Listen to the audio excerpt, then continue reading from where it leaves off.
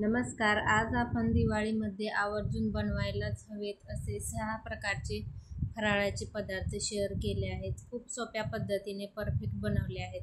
त्यामुळे स्किप न करता शेवटपर्यंत नक्की पहा. नमस्कार. आज आपण दिवाळी विशेष पारंपरिक पद्धतीने शेवचे लाडू बनवणार आहोत.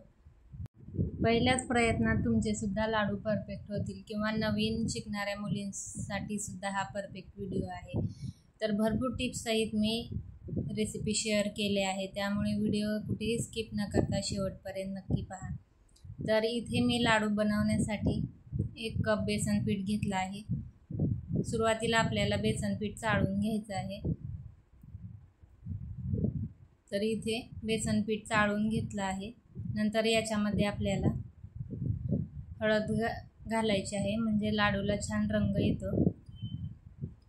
थोडंसं मीठ घातलं आहे आणि पाणी घालून आपल्याला हे बॅटर मळून घ्यायचं आहे. तर चकलीपेक्षा थोडंसं पातळ बॅटर हे करायचं आहे. चकलीचं थोडंसं घट्ट असतं. आणि नंतर आपल्याला याची शेव बनवून घ्यायची आहे. तर इथे बघू शकता थोडं थोडं पाणी घालत पीठ या पद्धतीचं बनवलं आहे. तुम्ही कन्सिस्टन्सी पाहू शकता. लगेचच पीठ खाली पडत नाही या पद्धतीचं आहे. नंतर सोऱ्याला इथे तेल लावून घेतलं आहे. याच्यामध्ये पीठ भरून आपल्याला याची शेव बनवून घ्यायची आहे. तर कढईमध्ये मी तेल गरम करायला ठेवलं आहे. लगेच आपण शेव करून घेऊयात. तर तेल व्यवस्थित गरम झालं आहे आणि गॅस मोठा ठेवायचा आहे. आणि लाडूसाठी जी शेव बनवतो ती जास्त कडक बनवायची नाही, मऊच ठेवायची आहे. तर बघू शकता शेव कच्ची नाही आणि जास्त कडकही नाही, फक्त मऊ आहे.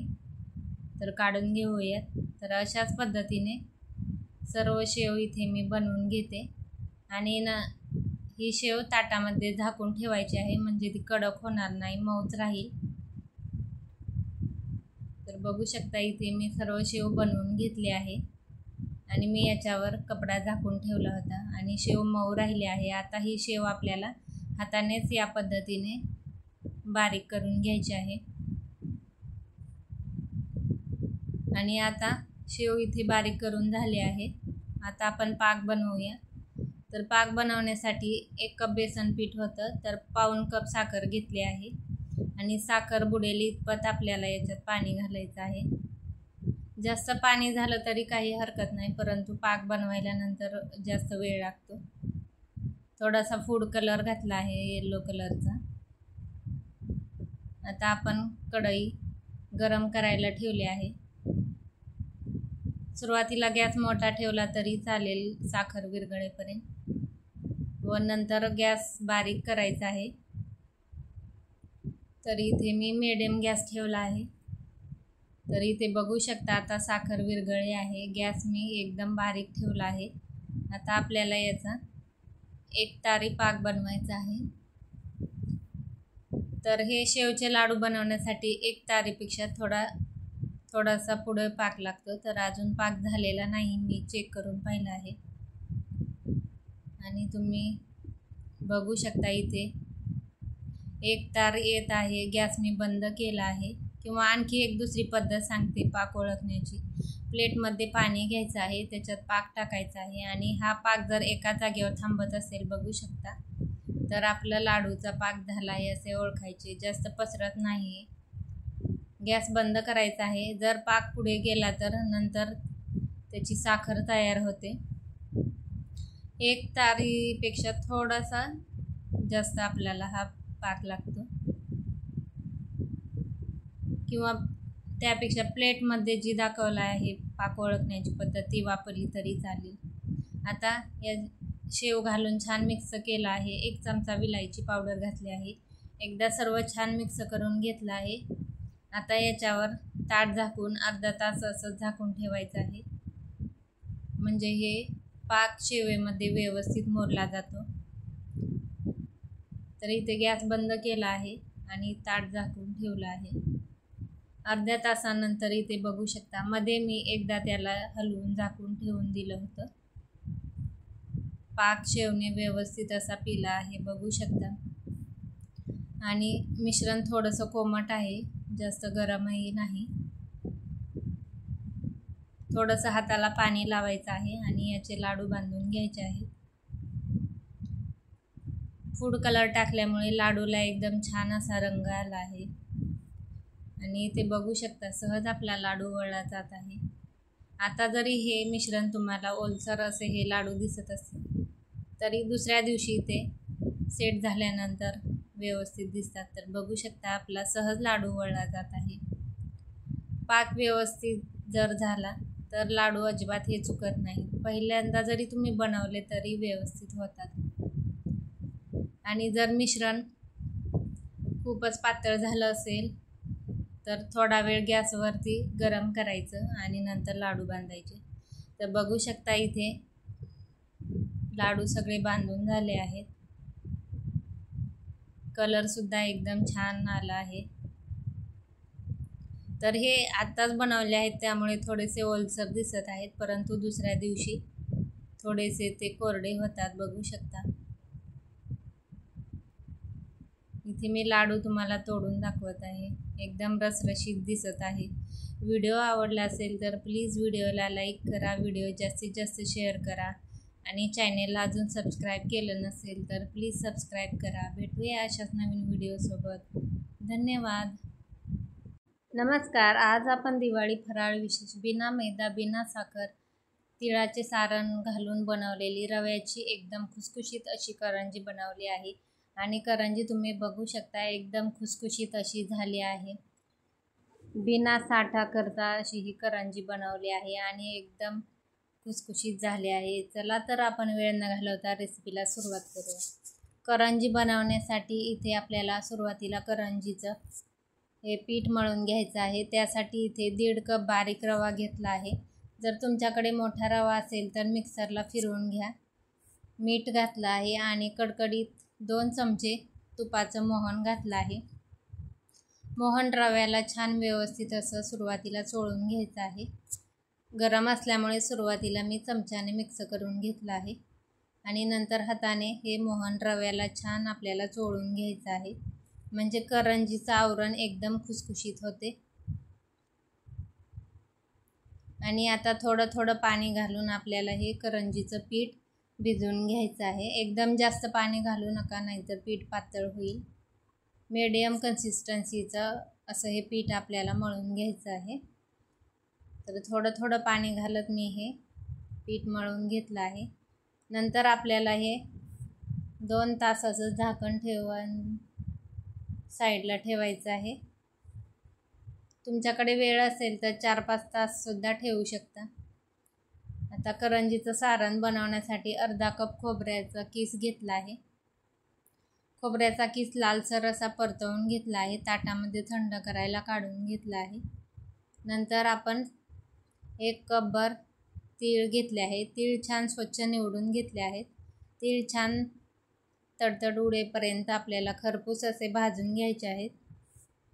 तीळ जर खरपूस भाजले नाही किंवा त्यात कच्चेपणा राहिला तर करंजी खायला छान लागत नाही, कचकच लागते. त्यामुळे व्यवस्थित आपल्याला तीळ छान खरपूस असे भाजून घ्यायचे आहेत.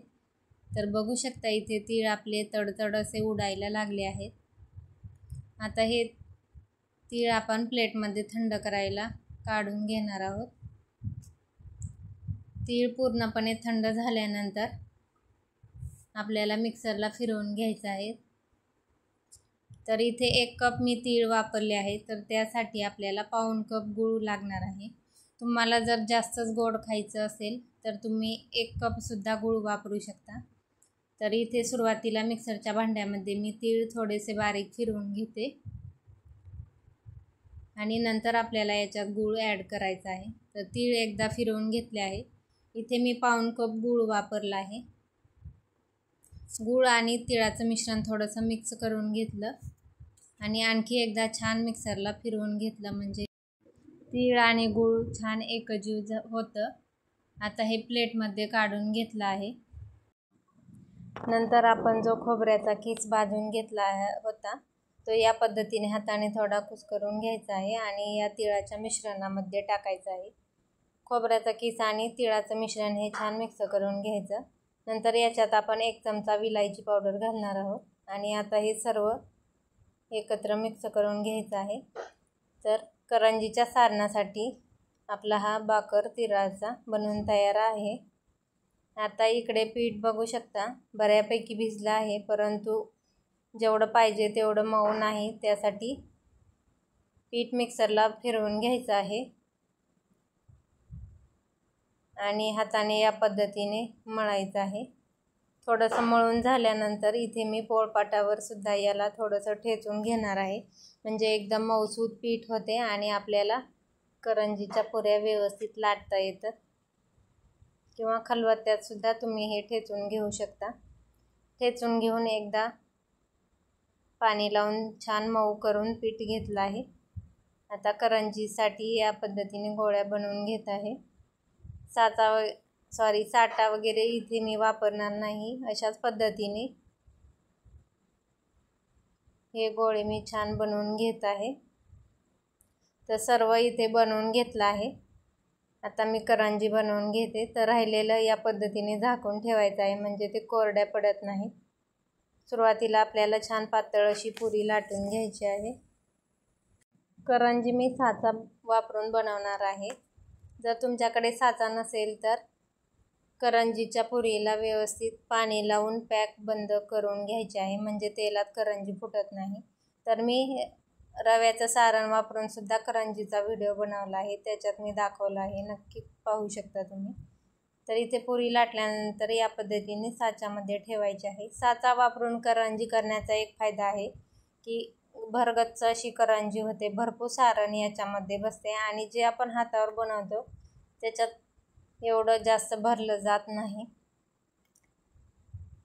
आणि साचा वापरून बनवल्यामुळे फुटण्याची सुद्धा शक्यता नाही। तर बघू शकता भरपूर सारण बसत आहे आणि या पद्धतीने फोल्ड केलं आणखी वरती तुम्ही थोडंसं सारण घालू शकता।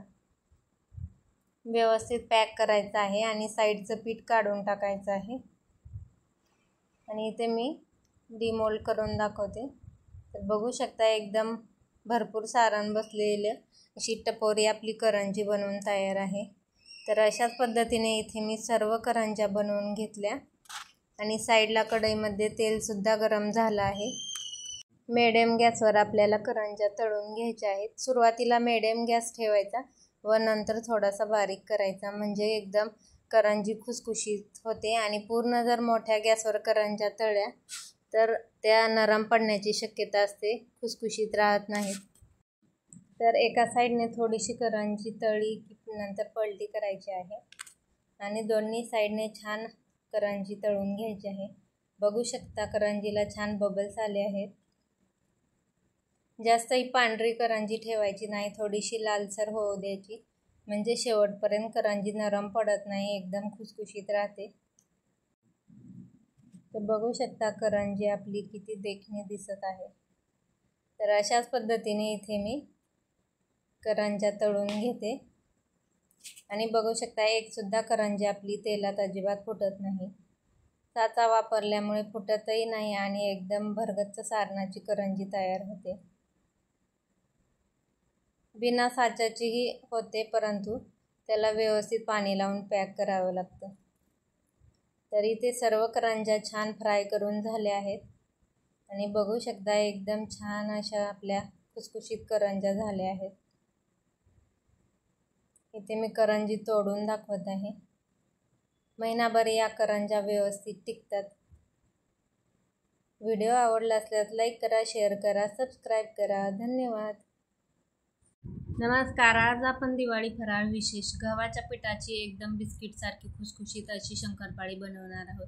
दूध तुपाचे मोहन न वापरता ही शंकरपाळी बनवली आहे आणि एकदम खुसखुशीत होते। शिवाय शंकरपाळी बनवताना जी मी पद्धत सांगितली ती तुम्ही आधी कधीच पाहिली नसेल। एवढी सोपी पद्धत आहे, कोणालाही सहज जमेल इतकी सोपी आहे आणि तुम्ही शंकरपाळी बघू शकता एकदम खुसखुशीत अशी झाली आहे। शिवाय गव्हाचं पीठ असल्यामुळे तेवढीच पौष्टिक देखील आहे।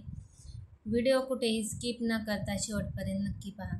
तर इथे 2 कप गव्हाचं पीठ घेतलं आहे। मी पीठ चाळून घेतलं नाही, तसंच वापरलं आहे।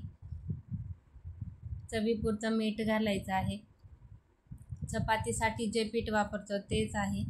मैदा अजिबात वापरायचं नाही, फक्त गव्हाच्या पिठाची ही शंकरपाळी आहे. मीठ छान मिक्स करून घेतलं आणि 2 कप गव्हाच्या पिठासाठी पाव कप तूप वापरायचं आहे. तूप पातळ आहे त्यामुळे मी तसंच वापरलं आहे. तुमच्याकडे घट्ट असेल तर वितळून घेऊन वापरू शकता, म्हणजे तुपाचा अंदाज चुकत नाही. आणि मोहन अजिबात करायची गरज नाही. हे असंच ते तूप आपल्याला पिठाला व्यवस्थित असं चोळून घ्यायचं आहे. पिठाच्या प्रत्येक कणाला तूप व्यवस्थित लागलं गेलं पाहिजे, म्हणजे शंकरपाळी आपली एकदम खुसखुशीत होते. तर बघू शकता अशा पद्धतीने याचा मुटका होत असेल तर आपलं तूप योग्य प्रमाणात पडलं आहे असं समजायचं. इथे चमचाभर विलायची पावडर घातली आहे आणि पाऊण कप पिठी साखर वापरली आहे. तर बघू शकता एकदम सोपी पद्धत आहे. पाण्यामध्ये साखरसुद्धा विरघळायची गरज नाही किंवा दूधसुद्धा वापरायची गरज नाही. फक्त पिठामध्ये पिठी साखर मिक्स करून घ्यायची आहे आणि तूप मिक्स करायचं आहे आणि नॉर्मलच पाणी घेऊन हे पीठ आपल्याला भिजवून घ्यायचं आहे.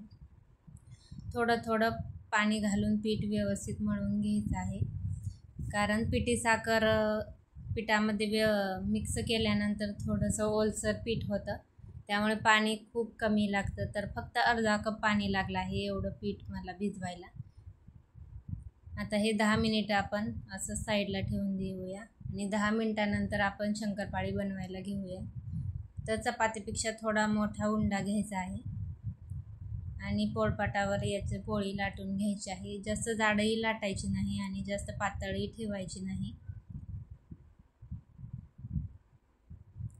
इथे आपण याची चपाती लाटून घेत आहोत. तर बघू शकता इथे थोडंसं साईडला गव्हाचं पीठ असल्यामुळे चिरा जात आहे, पण आपण त्या कट करून चौकोनी आकारात ही शंकरपाळी कट करून घेणार आहोत. मैदा नसल्यामुळे एकदम पौष्टिक अशी ही शंकरपाळी आहे आणि खायला कोणालाही दिल्यानंतर मैद्याची आहे की गव्हाच्या पिठाची हे कोणालाही कळणार नाही. तर या पद्धतीने मी चौकोनी आकारात शंकरपाळी कट करून घेत आहे.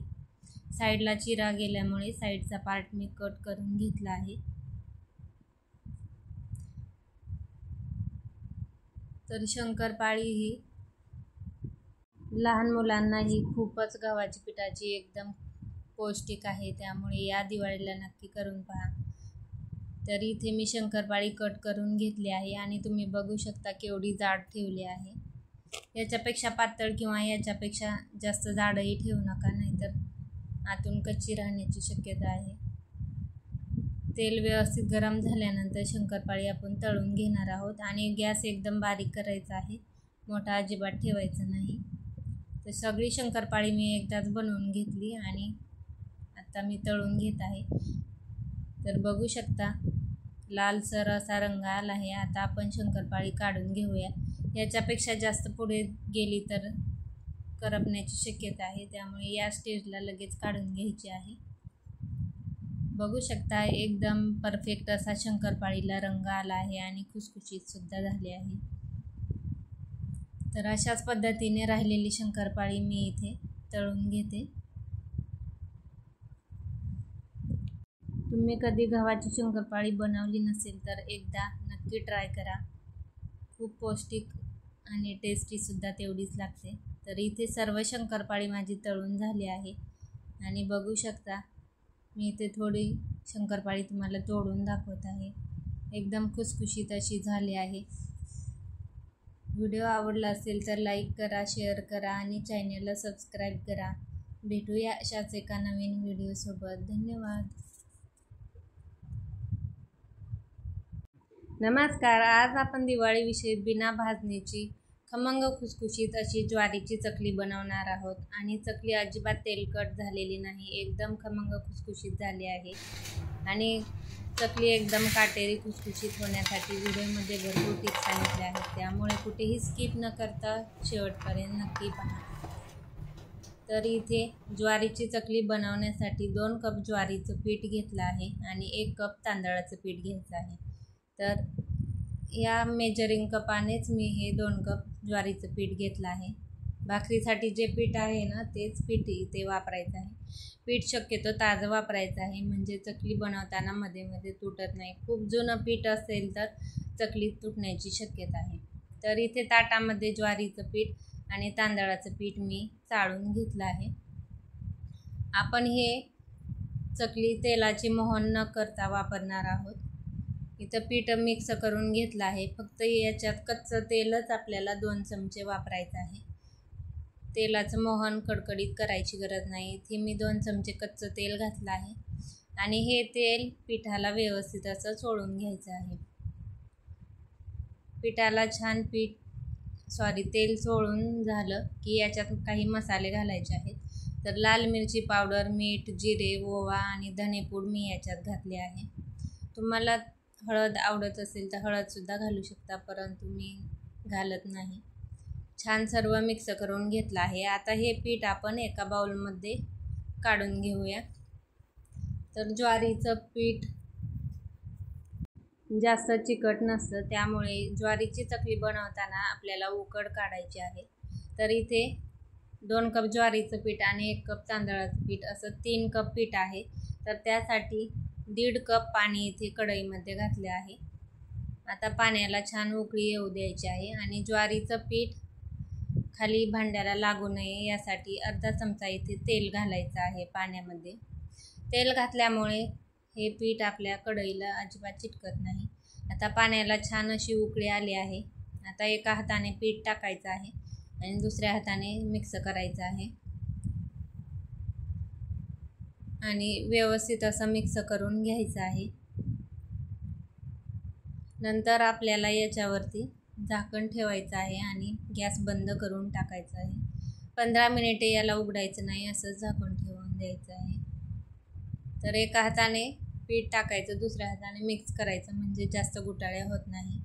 छान असं व्यवस्थित हे मी मिक्स करून घेतलं आहे. गॅस मी बंद केला आहे.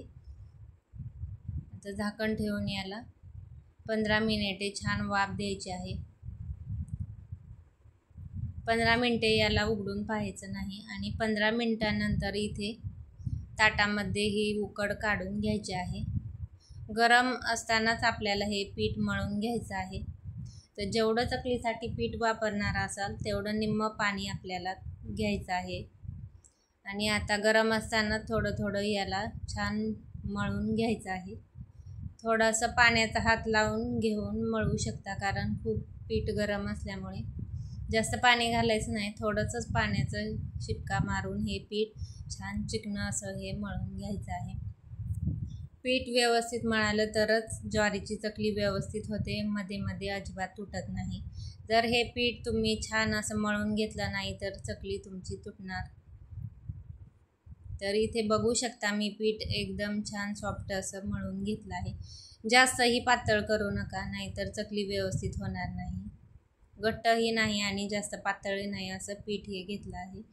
तर थोडंसं पीठ मी आणखी थोडंसं मळून घेत आहे आणि इथे साचा घेतला आहे, त्याला आतमधून तेल लावायचं आहे आणि हा साचा पलटी ज्या साईडने खरबर आहे त्या साईडने ठेवायचा आहे, म्हणजे चकलीला काटे व्यवस्थित पडतात.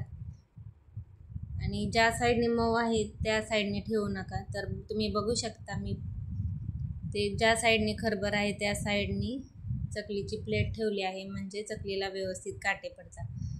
तर लगेच इथे ताटामध्ये मी चकली बनवून घेत आहे आणि तुम्ही बघू शकता चकलीला काटे किती छान पडले आहेत. पीठ व्यवस्थित मळलं गेलं आणि तर चकलीला काटे व्यवस्थित पडतात. जर पीठ पातळ झालं तर चकली व्यवस्थित होत नाही, काटेसुद्धा पडत नाही. तर तुम्ही इथे बघू शकता अजिबात आपली चकली कुठेही तुटत नाही, अगदी व्यवस्थित होत आहे. तर अशाच पद्धतीने इथे मी ताटामध्ये 3-4 चकल्या बनवून घेते आणि साईडला तेलसुद्धा गरम करायला ठेवलं आहे. तर तेल व्यवस्थित गरम झालं की त्याच्यात थोडंसं मी पीठ टाकून बघत आहे. लगेचच पीठ हे वरती येत आहे. आता गॅस बारीक करायचा आहे आणि चकली याच्यात झाऱ्याने सोडायची आहे. हाताने सुद्धा सोडू शकता, परंतु जर तेल उडण्याची भीती वाटत असेल तर या पद्धतीने झाऱ्याने चकली सोडायची आहे. आणि गॅस कुठेही मोठा करायचा नाही, बारीक गॅसवर छान क्रिस्पी होईपर्यंत चकली आपल्याला तळून घ्यायची आहे। या पद्धतीने बुडबुडे कमी झाले की पलटी करून चकली आणखी थोडी फ्राय करायची आहे आणि पूर्ण बुडबुडे बंद झाली की चकली काढून घ्यायची आहे, म्हणजे चकली एकदम खुसखुशीत होते आणि शेवटपर्यंत संपेपर्यंत सुद्धा अशीच खुसखुशीत राहते। तुम्ही इथे बघू शकता चकलीला एकदम छान असा कलर आलेला आहे। तर अशाच पद्धतीने इथे मी राहिलेली सर्व चकली तळून घेते।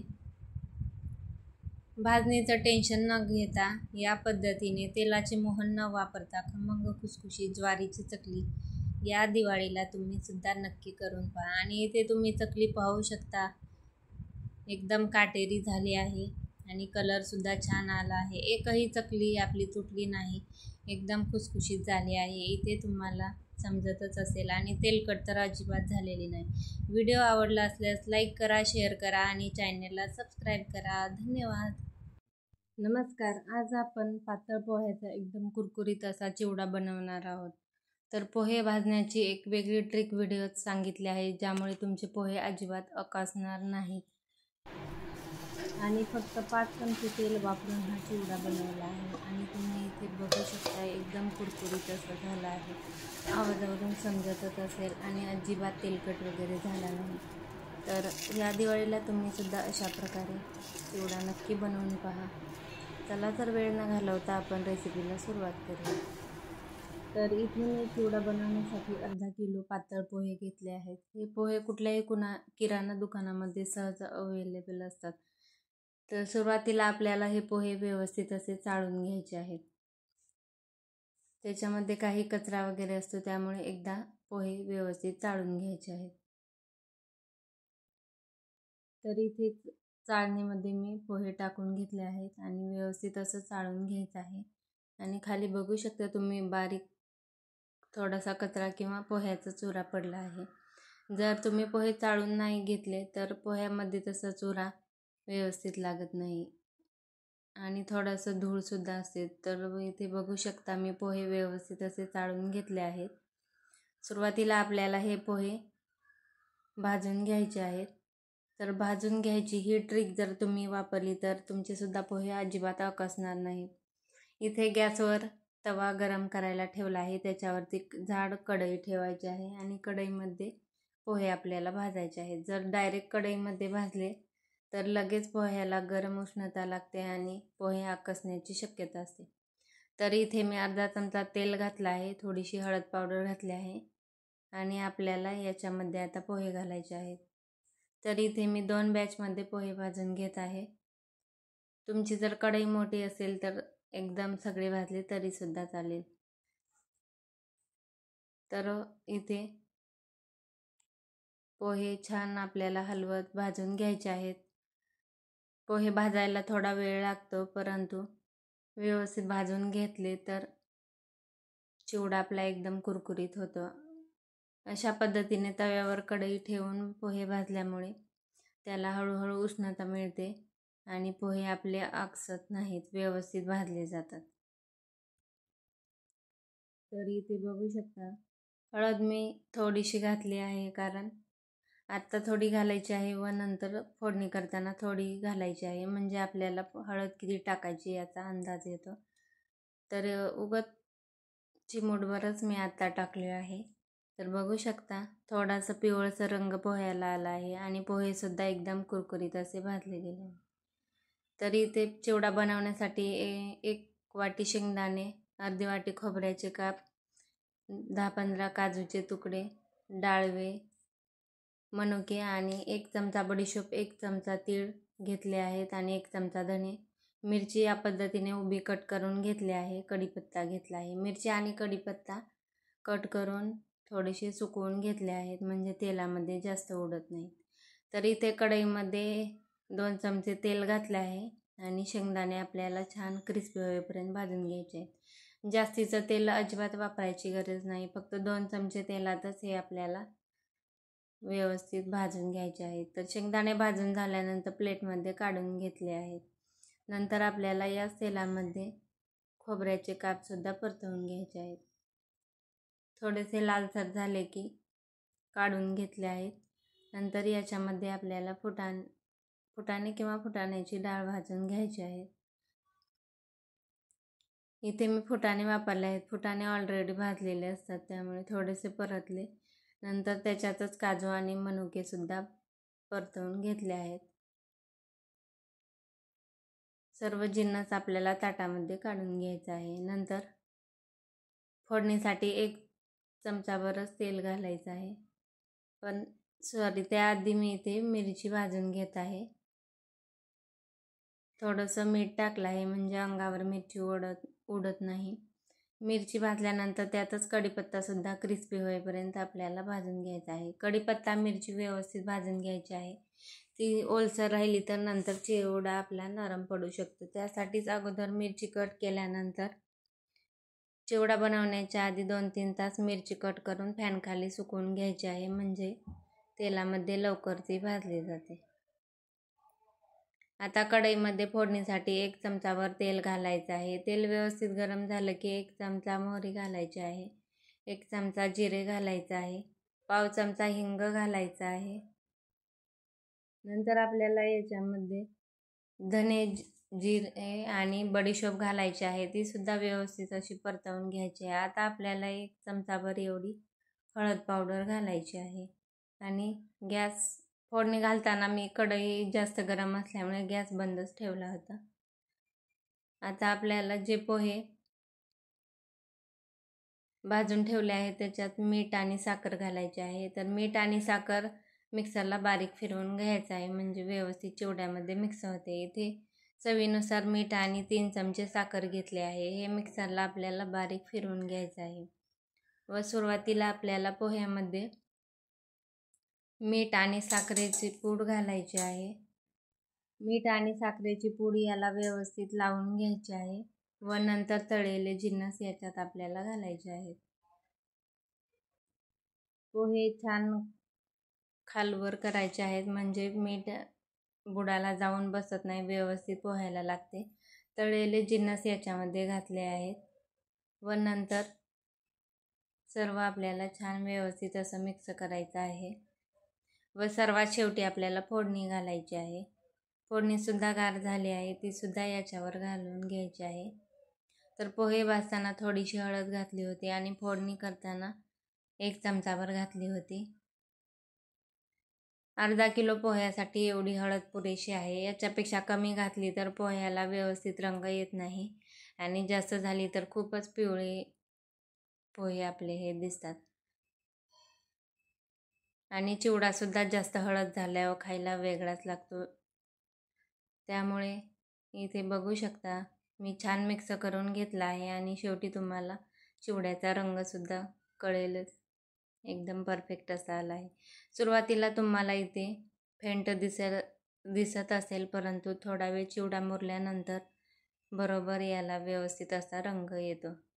तर इथे थोड्या वेळाने तुम्ही बघू शकता एकदम परफेक्ट असा आपल्या चिवड्याला एकसारखा रंग आला आहे. जास्त पिवळा किंवा कमीसुद्धा वाटत नाही. तर इथे मी प्लेटमध्ये चिवडा घेतला आहे आणि तुम्ही बघू शकता एकदम क्रिस्पी झाला आहे, अजिबात तेलकट वगैरे झाला नाही. तर या दिवाळीला अशा पद्धतीने तुम्ही पातळ पोह्यांचा चिवडा नक्की बनवून पहा आणि व्हिडिओ आवडला असेल तर एक लाईक व्हिडिओला नक्की करा.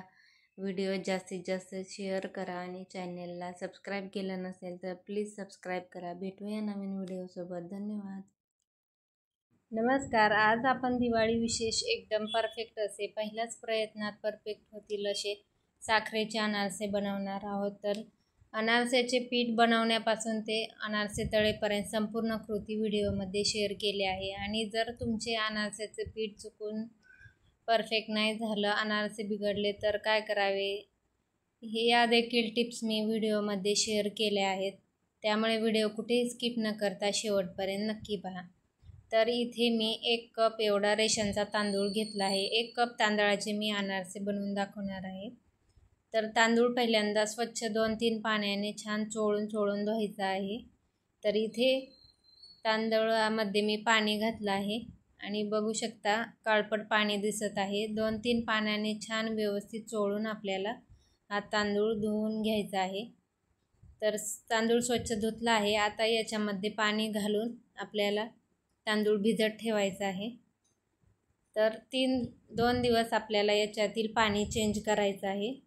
तर इथे दुसऱ्या दिवशी तुम्ही बघू शकता तांदूळ भिजला, थोडाफार भिजला आहे. आता यातील पाणी काढून याच्यात दुसरं पाणी टाकायचं आहे आणि झाकण ठेवून द्यायचं आहे. तर मी याच्यातील पाणी काढून हलक्या हाताने तांदूळ चोळून धुतला आहे आणि दुसरं पाणी त्याच्यात टाकलं आहे.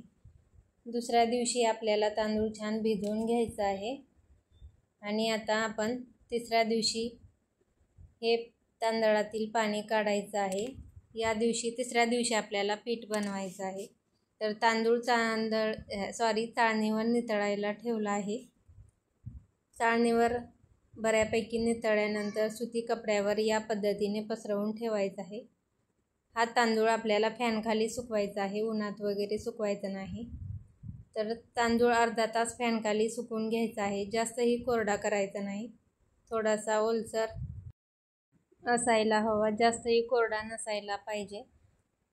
नंतर आपण हा तांदूळ काढून घेतला आहे. बघू शकता बऱ्यापैकी कोरडा झाला आहे, पण तांदळामध्ये थोडासा ओलसरपणा आहे. आता तांदूळ आपल्याला मिक्सरला जेवढा शक्य होईल तेवढा बारीक फिरवून घ्यायचा आहे व नंतर ताटामध्ये इथे सुजीची चाळणी वापरून चाळून घ्यायचा आहे. आणि चाळणीमध्ये वरती राहिलेला तांदूळ आणखी एकदा आपल्याला मिक्सरला फिरवून घ्यायचा आहे. तर राहिलेल्या तांदळासोबत हे सुद्धा मी मिक्सरला फिरवून घेतलं आहे. तांदूळ जेवढा शक्य होईल तेवढा बारीक आपल्याला फिरवून घ्यायचा आहे. आता हे तांदळाचं पीठ आपल्याला वाटीने मोजून घ्यायचं आहे आणि हे पीठ मी एका दुसऱ्या बाउलमध्ये काढून घेत आहे. तर जेवढं हे तांदळाचं पीठ असेल त्याची निम्मी आपल्याला पिठी साखर वापरायची आहे. तर इथे मी बाउलमध्ये 1 कप पीठ टाकलं आहे आणि ही दुसरी वाटी आहे. तर इथे आपलं 2 कप तांदळाचं पीठ भरलं आहे.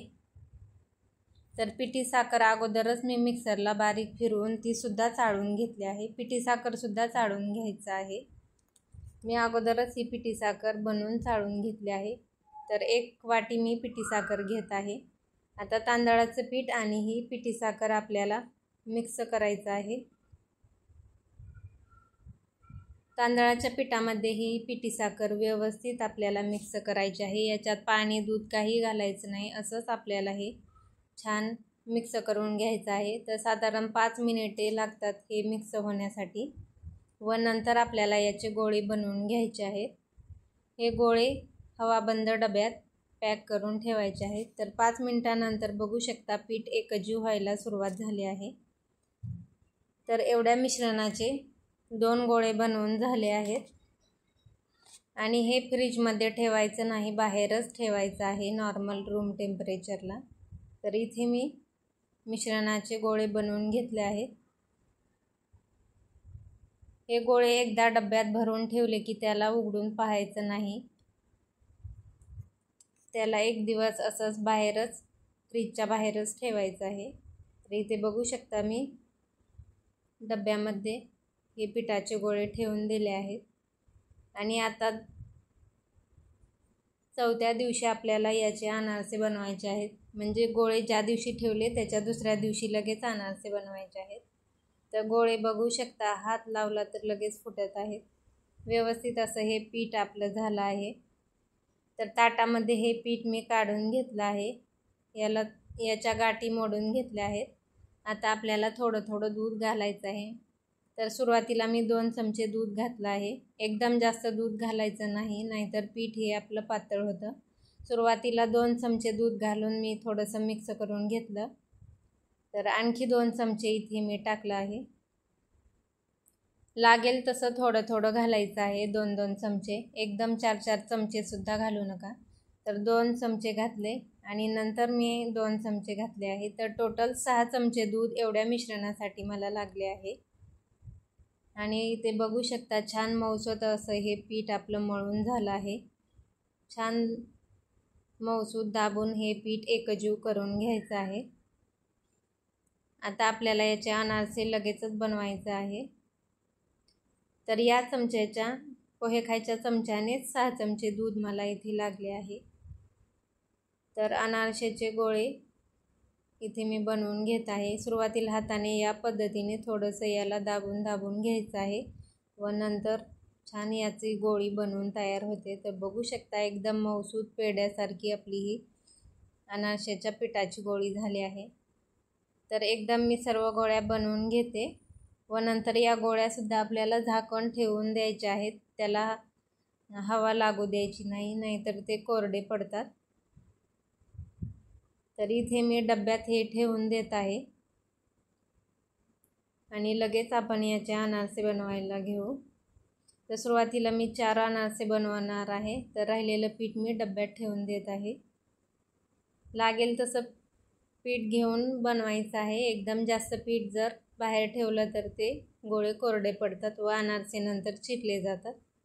तर इथे खसखस घेतली आहे, थोडीशी गोळी हातावर प्रेस करायची आहे व नंतर आपल्याला अनारसा थापून घ्यायचा आहे। जर तुमचं पीठ चुकून जास्त पातळ झालं तर तुम्ही त्याच्यात थोडंसं तांदळाचं पीठ ॲड करू शकता। आणि बघू शकता हाताला थोडंसं तूप लावून साईडने आपल्याला हे दाबत हाताने फिरवत अनारसा बनवून घ्यायचा आहे, मध्यभागी दाबायचं नाही। पीठ व्यवस्थित झालं असेल तर अनारसे सहज थापला जातो। जास्त जाडही थापायचं नाही व जास्त पातळही नाही, मिडियम आपल्याला हा अनारसा थापून घ्यायचा आहे। आणि तुम्ही बघू शकता अजिबात पीठ आपलं चिरलं जात नाही, एकदम छान असा आपला हा अनारसा बनवून तयार आहे। इथे मी आणखी एक तुम्हाला असाच अनारसा बनवून दाखवते। तर अनारसाचं पीठ जर खाली ताटाला चिटकायला लागलं असेल तर एकदा अनारसा उचलून घ्यायचा आहे व आणखी खसखस टाकून नंतर आपल्याला बनवून घ्यायचं आहे, म्हणजे खाली चिटकत नाही, व्यवस्थित साईडला पसरला जातो। तर इथे मी आणखी एक तुम्हाला बनवून दाखवत आहे। खूप सोपं आहे, पीठ व्यवस्थित झालं तर सहज आपल्याला हे थापता येतं। साईडला मी तेलसुद्धा गरम करायला ठेवलं आहे। तर असेच मी आणखी 2 अनारसे बनवून घेते। जर व्हिडिओ तुम्ही इथपर्यंत पाहिला असेल तर प्लीज व्हिडिओला एक लाईक नक्की करा, व्हिडिओ जास्तीत जास्त शेअर करा। तर इथे तेलसुद्धा गरम झालं आहे। तेल व्यवस्थित गरम झालं की अनारसा तेलात टाकायचा आहे आणि गॅस कुठेही मोठा करायचा नाही, एकदम बारीक गॅसवर हे अनारसे आपल्याला तळून घ्यायचे आहेत। तर बघू शकता लगेच अनारसा फुलून वरती यायला लागला आहे आणि झाऱ्याने या पद्धतीने त्याच्यावर तेल टाकायचं आहे, म्हणजे अनारसा व्यवस्थित त्याला जाळी पडते। तर बघू शकता हळूहळू या पद्धतीने तेल अनारस्यावर आपल्याला फेकायचं आहे। गॅस कुठेही मोठा करायचा नाही, एकदम बारीक गॅसवर छान कलर येईपर्यंत आपल्याला अनारसा तळून घ्यायचा आहे व नंतर चाळणीमध्ये आपल्याला हे अनारसे नितळून घ्यायचे आहेत, म्हणजे पूर्ण तेल खाली पडते व तेलकट अनारसे होत नाही। तर बघू शकता किती छान फुलून आपला अनारसा वरती आला आहे। तर इथे बघू शकता अनारसा आपला छान जाळीदार असा झाला आहे। तर अशाच पद्धतीने मी सर्व अनारसे तळून घेते। तर 1 कप प्रमाणाच्या तांदळामध्ये इथे 14 अनारसे माझे बनवून झाले आहेत। तर इथे मी जवळून सुद्धा दाखवत आहे, किती छान रंग आला आहे, एकदम परफेक्ट असा हा आपला अनारसा झाला आहे। तर चाळणीमध्ये हे अनारसे नितळायचे आहेत, म्हणजे तेल खाली ताटामध्ये पडते। आणि अनारसाची खसखस लावलेली जी बाजू आहे ती वरती तेलामध्ये टाकायची आहे आणि अनारसा हा एकाच बाजूने तळायचा आहे, पलटी करून दुसऱ्या बाजूने तळायचा नाही, एकाच साईडने अनारसे तळले जातात। खसखस जी बाजू आहे ती आपल्याला वरती ठेवायची आहे। आणि बघू शकता दुसरा सुद्धा अनारसा आपला एकदम टम्म असा फुलला आहे, बुडबुडे छान वरती याला आले आहेत। झाऱ्याने या पद्धतीने तेल सोडायचं आहे। तर अशाच पद्धतीने मी राहिलेले सुद्धा सर्व अनारसे तळून घेते। व्हिडिओ सांगितलेल्या टिप्स तुम्ही फॉलो केल्या तर तुमचे सुद्धा असे जाळीदार छान अनारसे नक्की होतील। तर बघू शकता इथे सर्व अनारसे तळून झाले आहेत. चाळणीमध्ये मी नितळून घेतले आहेत. मी आता प्लेटमध्ये हे अनारसे काढून घेत आहे. अजिबात तेलकट झाले नाहीत. चाळणीमध्ये नितळल्यामुळे अजिबात तेलकट झाले नाहीत. बघू शकता एकदम परफेक्ट असे हे आपले साखरेचे अनारसे झाले आहेत. तर इथे मी अनारसा तुम्हाला एक तोडून सुद्धा दाखवत आहे. हाताला अजिबात तेलकट वगैरे लागत नाही. तर बघू शकता आतून सुद्धा जाळी छान आली आहे. व्हिडिओ प्लीज आवडला असेल तर नक्की लाईक करा, शेअर करा आणि चॅनेलला सबस्क्राईब करा. भेटूया नवीन व्हिडिओसोबत. धन्यवाद.